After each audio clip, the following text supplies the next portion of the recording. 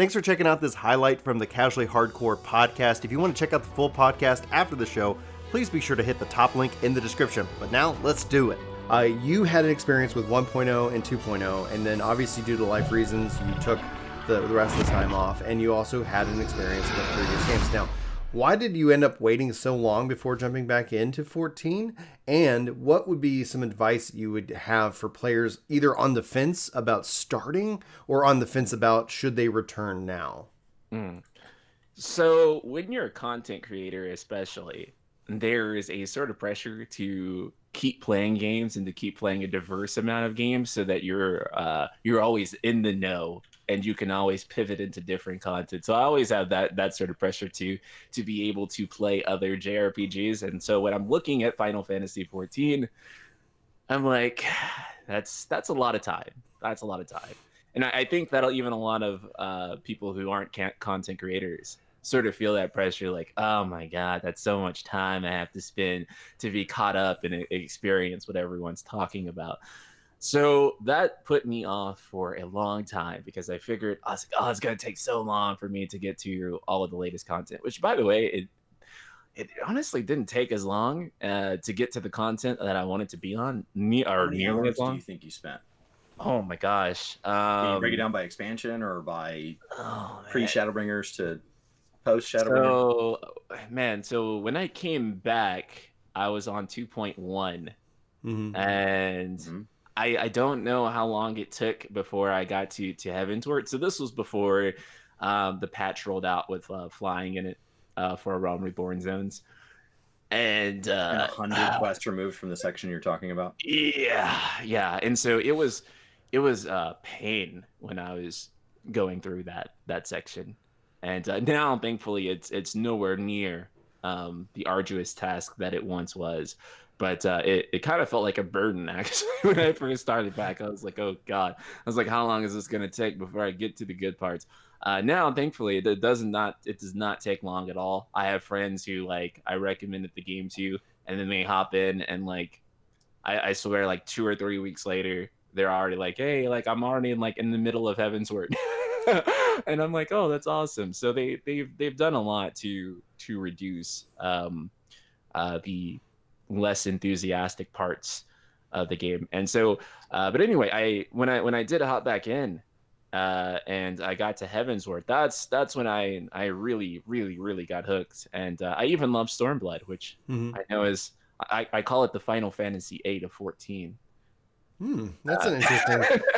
That's it, because there are people who adore Stormblood. I'm not one of them. Like, and so I don't mean anything against anybody who that was their version. It just didn't. I was like, okay, like it felt like, especially when you put it together with Shadowbringers, like it felt like it was a part 1 of a part 2, and so Shadowbringers somewhat completes it in a way, and now we're somewhat kind of resolving that with Bozja. So I just felt like I would probably have enjoyed Stormblood way more if Bozja was a part of that entire story, because I felt like we were like, where's the war? Like, how in the heck are we continually taking land back from this massive body of government with warships and that have conquered so much land, and they're just like, meh, all right, we'll negotiate with you. Like, I don't know. There was a disconnect for me with Stormblood, because I was like, I felt like it was all building up to like a war, and it's just taking longer than I thought like it would. I was like, oh, this would be great. Like, what if there's a zone that we're always pushing, trying to push forward, and they're pushing back? And that was, my own expectations not set correctly with the reality of their development schedule. But please go ahead. No, so I think Stormblood actually hit differently for me because I sort of came in like once all that content was there. And so just being able to go through that as more like a section of the game than rather the hotly anticipated new expansion kind of gives me a different mindset when I was going through it. And also I have a bias toward like Asian fantasy over like European fantasy. I love like Asian fantasy, so like Final Fantasy X, like aesthetically, one of my favorite Final Fantasies. So for me, it hit on those notes really, really well. And also, I'm a big Yotsuyu simp, as you guys have noticed. So like clearly you've separated yourself somewhat from like how much of a grind, and you've kind of taken it as these chapters, which is probably a healthy way to take in this content. And you know, there is a difference in living in an expansion versus coming in later, and there's pros and cons to both. You're advising friends to come in, and then you're checking in on them weeks later, and you've left them to go through story kind of unattended, which is what we do to all new players. We say, just get started. It's a free trial through Heaven's Word. Call me when you're done. And then we just leave them alone for weeks. Like, is there any advice as far as like warning them that they're joining a massively multiplayer online single player game? Like how are you presenting that? Like, it's going to be just you for the first 300 hours. Yeah. That's the tough thing. Usually with my friends, I'm like, hey, once you get your first duty, like, let me know, like Stasha or whatever, like, hey, I'll hop in on that with you. And usually that's sort of the point where they're like, oh, okay, it's kind of fun playing with people. I'm like, yeah. But for a lot of people though, who aren't accustomed to having played MMORPGs and they want just Final Fantasy XIV to just be a Final Fantasy and not necessarily an MMO, I think they'll be okay with it being alone. In fact, one of the questions that I get on my community, because it's mostly single player people, they're like, how much of the game can I play without interacting with the single soul? And I'm just like, okay. Almost all of Shadowbringers. Yeah, almost all of Shadowbringers, right? But I'm just like, and you think that's fun too, like when you're a new player, like, I'm just gonna do this, I'm just gonna be alone, it's just gonna be me, I don't want to interact with anyone. I wish they would implement the trust system in like A Realm Reborn so I could just not talk to anybody.